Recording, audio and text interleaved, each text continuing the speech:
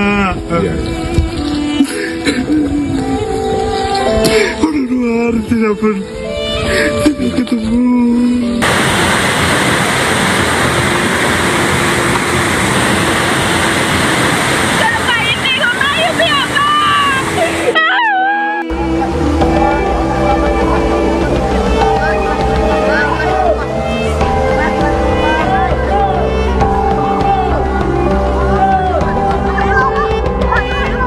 Sampai saya dan di situ dulu Pak. Sampai buang aja dulu. Pelan-pelan. Robek kanungnya. Oke. Pemirsa, satu keluarga nekat melakukan perjalanan panjang dari kota Langsa ke kampung halaman di Kabupaten Bener Meriah. Kondisi akses jalan yang terputus memaksa mereka harus berjalan kaki selama 5 hari. Penyeberangan ketiga. Berkali-kali mereka harus menapaki jalan terjal berbatu serta jalan berlumpur yang pekat. Perjalanan sempat terhenti di 2 hari di Idi Rayek, Aceh Timur karena tingginya air serta lumpur. Setelah banjir surut, mereka kembali melanjutkan perjalanannya, akhirnya mencapai Kabupaten Bener Meriah. Kami berjalan dalam perjalanan 5 hari selama bencana dari Kota Langsa pulang ke Takengon. 2 hari kami menginap di Idi Raya. Setelah itu tidak bisa lewat karena airnya.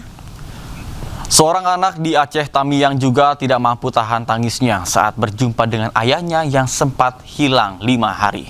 Sang anak menemukan ayahnya sedang berjalan tanpa alas di tengah jalan.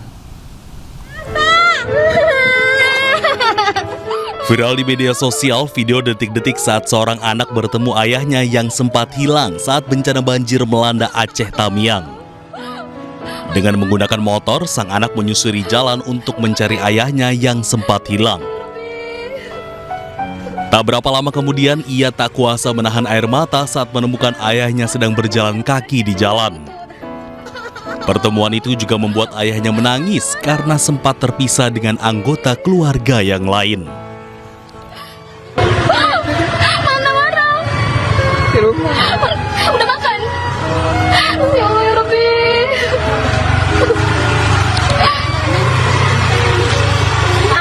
Maksa tadi hampir aja, cuma selutut. Dia lewat dari mana?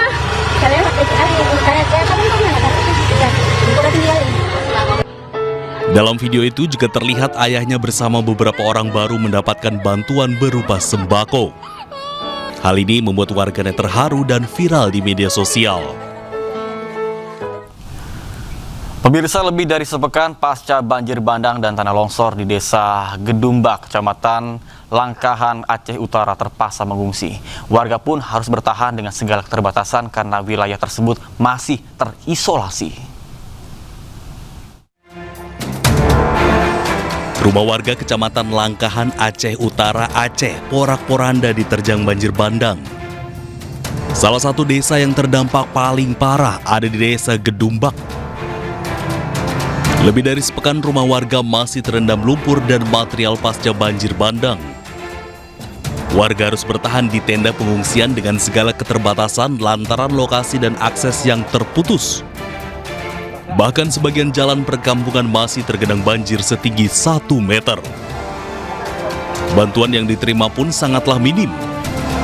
Warga mengharapkan bantuan berupa makanan, air bersih, dan obat-obatan.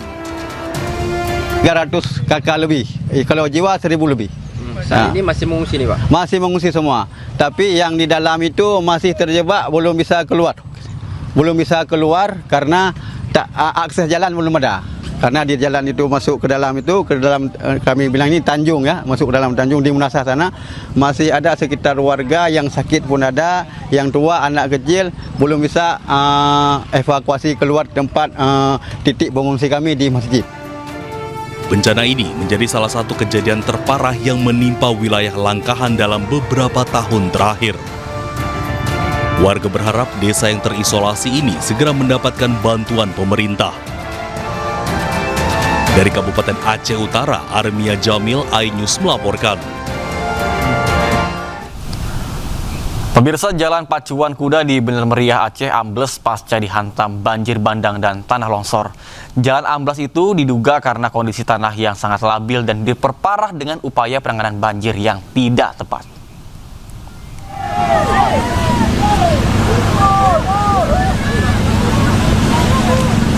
Jalan Pacuan Kuda di Bener Meriah Aceh ambles.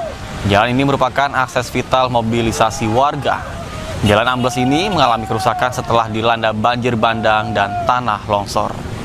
Jalan ambles terjadi saat petugas berupaya untuk membuat parit guna mempercepat aliran air hujan di Jalan Pacuan Kuda Bener Meriah Aceh.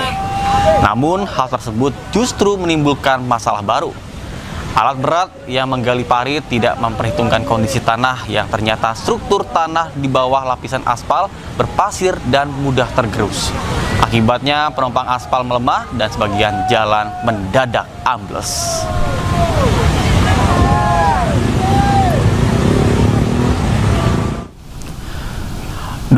Orang warga Desa Aek Garoga Kabupaten Tapanuli Selatan Sumatera Utara dinyatakan hilang usai banjir bandang yang menerjang Kecamatan Batang Toru. Tim SAR gabungan terus berjibaku untuk mencari korban yang hilang terseret arus air banjir bandang.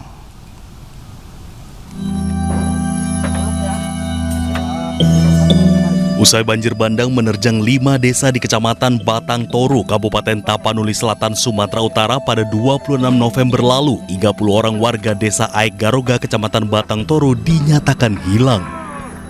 Desa ini merupakan desa terparah diterjang banjir bandang. Sebagian besar rumah dan bangunan lainnya di desa ini habis tersapu air. Hingga Rabu sore, tim SAR gabungan telah menemukan 3 orang korban yang sempat dinyatakan hilang. 3 jenazah korban yang berhasil ditemukan tersebut berkisar 2 hingga 3 km dari Desa Aek Garoga, yakni Desa Huta Godang dan Desa Batu Hula. Laporan dari awal yang kita terima dari BPBD Kabupaten Tapanuli Selatan, orang yang hilang di Desa Garoga itu berjumlah 30 orang. Nah, yang sudah kita ketemukan itu dimulai dari kita ketemukannya itu 3 orang dan sisanya 27 orang lagi. Berarti hingga saat ini 27 orang lagi masih dinyatakan hilang ya, Pak ya? Masih dinyatakan hilang dan masih kita terus mencari. Tim SAR gabungan kesulitan melakukan pencarian lantaran material lumpur yang terlalu tebal dan lokasi yang cukup luas. Hingga saat ini proses pencarian terhadap 27 korban yang dinyatakan hilang terus dilakukan hingga menyisir aliran sungai. Dari Tapanuli Selatan, Sumatera Utara, Indra Mulia Siagian, iNews melaporkan. Viral di media sosial, ibu-ibu korban banjir memprotes keras aparat kelurahan yang membagikan bantuan. Dirinya mengaku kesal karena tidak kunjung mendapatkan bantuan dan menuding penyaluran bantuan tidak merata.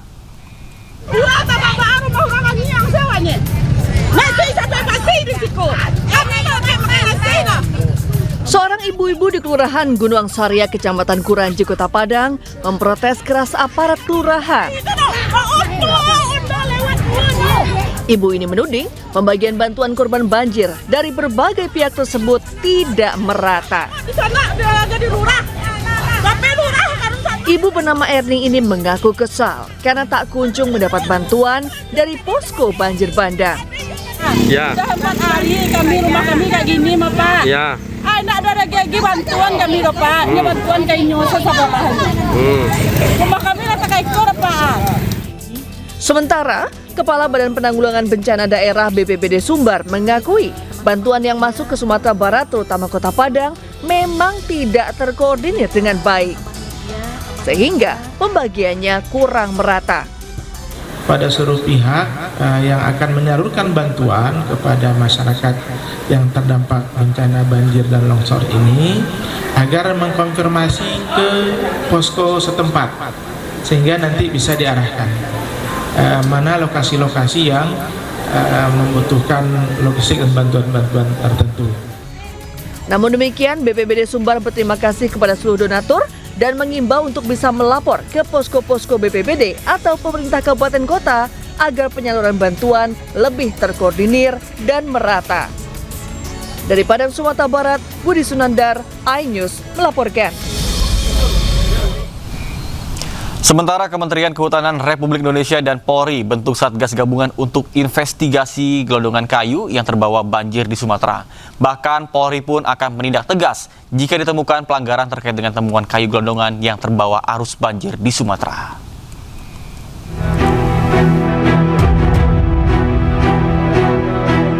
Kementerian Kehutanan dan Polri telah menandatangani MOU untuk menginvestigasi bersama asal-usul kayu gelondongan yang terbawa arus banjir di Sumatera.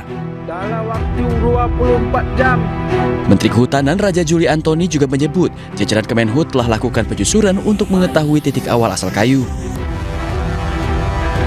Kementerian Kehutanan dan Kepolisian Negara Republik Indonesia sudah ada MOU yang ditandatangani, Memorandum Understanding, di mana kami sepakat untuk sama-sama kami minta bantuan kepada Kapolri untuk menjaga hutan kita. Kami sudah ada data-data awal melalui penerbangan drone ya ke daerah-daerah terdampak, dan juga ada teknologi namanya AICO untuk melihat semacam apa namanya anatomi kayu ya, yang mudah-mudahan ini bisa menjadi indikasi awal di mana asal muasal kayu itu berada. Sementara itu Kapolri Jenderal Listio Sigit Prabowo menyatakan siap memproses hukum jika ditemukan pelanggaran dalam peristiwa tersebut. Dalam waktu cepat saya minta untuk tim juga segera bergerak dari hulu sampai dengan hilir, khususnya di lokasi-lokasi yang memang kita dapati ada potensi-potensi yang harus kita tindak lanjuti karena memang ada dugaan-dugaan pelanggaran. Selain banyaknya korban jiwa, bencana banjir di Sumatera menjadi perhatian masyarakat karena banyak ditemukan kayu gelondongan yang terbawa arus banjir yang diduga hasil pembalakan liar. Dari Jakarta, Tim Liputan, A-News melaporkan. Komisi 6 DPR RI menyoroti banyaknya temuan kayu gelondongan di lokasi banjir dan longsor di Sumatera saat rapat dengar pendapat antara Komisi 6 dengan Kementerian Kehutanan. Komisi 6 menilai telah terjadi pembiaran terhadap sejumlah aktivitas pembalakan liar dan tambang-tambang ilegal oleh Kementerian Kehutanan. Silakan. Pak Rohmin mana? DPR mencecar Kementerian Kehutanan terkait bencana Sumatera Utara. Dalam rapat dengar pendapat Komisi 6 DPR RI dengan Kementerian Kehutanan, Komisi 6 menyoroti adanya temuan kayu gelondongan. Komisi 6 pun menilai telah terjadi pembiaran terhadap pembalakan liar dan pertambangan ilegal di Sumatera. Ada gelondongan kayu di Sanyang Baka, Kabupaten Solo. Itu kita pastikan dari Taman Nasional Kerinci Sebelat, Pak. Kayunya. Coba Pak bayangkan. Gimana nggak terjadi seperti ini? Kalau memang pembiaran itu sudah terjadi sedemikian lama, Pak.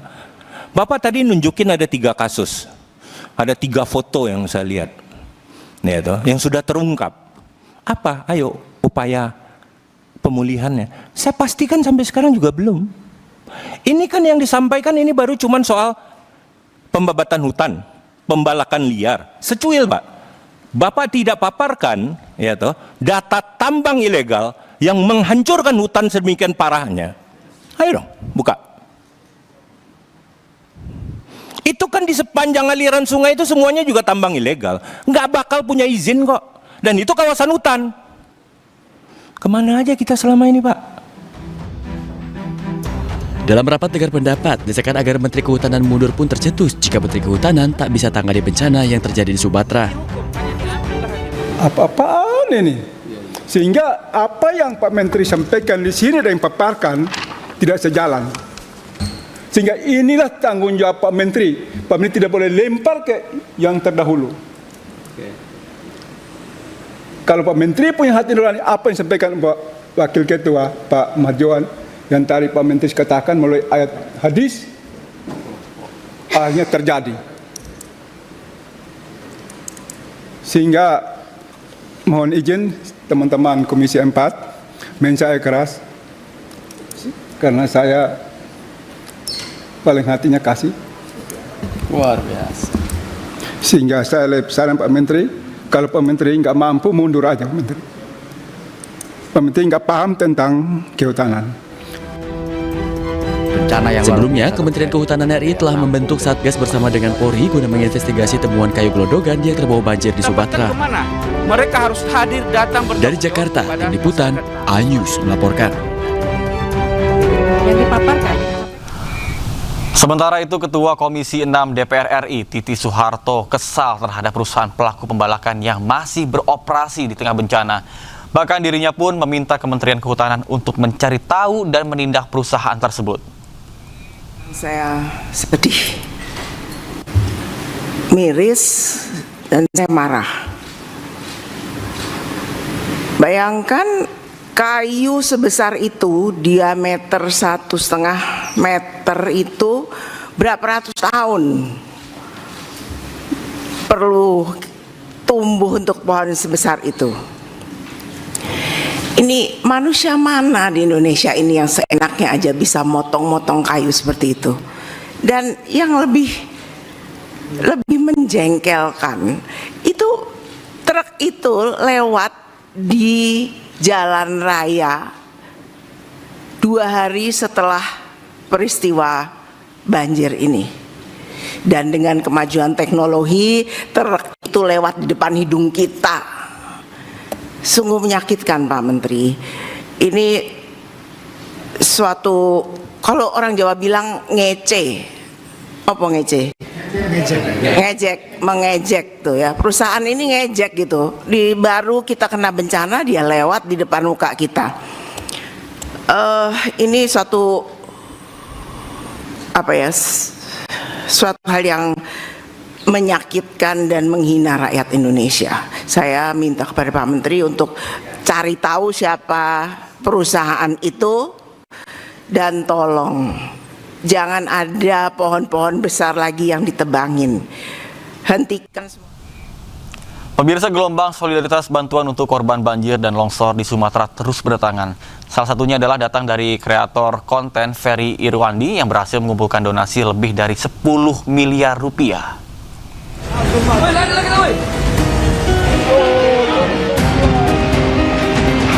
Bencana banjir bandang dan tanah longsor yang melanda sejumlah wilayah di Sumatera menyisakan duka mendalam bagi masyarakat terdampak. Melihat kondisi ini, gelombang solidaritas bantuan untuk korban terus berdatangan, termasuk dari para pesohor di Indonesia. Salah satunya datang dari kreator konten Ferry Irwandi. Pendiri Malaka ini berhasil mengumpulkan donasi lebih dari 10 miliar rupiah dari masyarakat. Padahal awalnya Ferry hanya targetkan 500 juta rupiah. Gue speechless karena di awal targetnya cuma 500 juta, ternyata bisa terkumpul sebanyak itu. Gokil lah, masyarakat Indonesia gokil banget. Dan terima kasih sudah percaya, terima kasih sudah membantu, terima kasih sudah saling menjaga ya teman-teman, dan sudah jadi tanggung jawab dengan dana sebesar itu, dengan kepercayaan sebesar itu. Semua bantuan ini bisa tersalurkan secara tepat sasaran, akuntabel, dan transparan. Ferry juga menjelaskan penggunaan dana hasil donasi ini akan diperbaharui secara berkala. Masyarakat pun bisa melihat melalui kitabisa.com. Masih tinggi banget. Dan udah berapa hari, Pak? Seminggu masih kayak gini. Ferry Irwandi juga ikut langsung memberikan bantuan ke lokasi bencana dan langsung memastikan bantuan tersebut sampai kepada masyarakat yang berhak. Tim Liputan iNews melaporkan. Ya pemirsa, bersama dengan MNC Peduli kita bantu korban banjir dan longsor di Aceh, Sumatera Utara, dan Sumatera Barat dengan berdonasi melalui rekening Yayasan Jalinan Kasih.